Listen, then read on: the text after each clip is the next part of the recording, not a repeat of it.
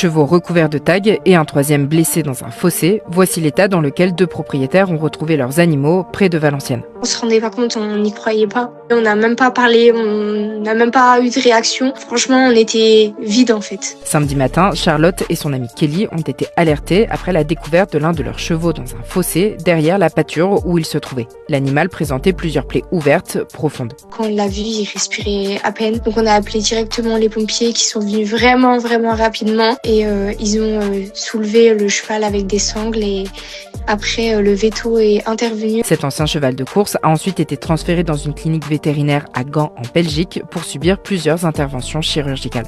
Il est vraiment bien ouvert et il y a peut-être un petit tendon qui est sectionné. Il va rester 3 semaines en clinique et juste après, il va faire un bon 3 mois de boxe. Après avoir passé la journée à la clinique, Charlotte et Kelly ont découvert dans la soirée que leurs 2 autres chevaux, alors dans une autre pâture à quelques kilomètres, avaient eux été recouverts de peinture. J'y suis directement allée et franchement, mes jambes elles tremblaient. Enfin, genre ça faisait quand même 2 pâtures différentes où il y a quelque chose.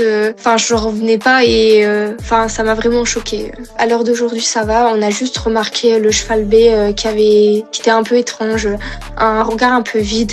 Mais on a de la chance, c'est qu'ils n'ont pas eu du tout de blessures et c'est juste des tags. Et pour Charlotte, les 2 affaires pourraient être liées. La seule hypothèse qu'on pense, c'est que la personne, elle a essayé de mettre peut-être de la bombe. C'est un cheval, en plus surtout lui, c'est un cheval qui a très peur. Le cheval se serait alors blessé en essayant de fuir. Les 2 propriétaires veulent désormais porter plainte et espèrent qu'une enquête permettra d'identifier les auteurs de ces actes. Elles ont également lancé une cagnotte en ligne pour payer les frais vétérinaires qui s'élèvent à plus de 8 000 €. La prochaine étape, c'est surtout de reconstruire dans un autre environnement, dans une autre pâture.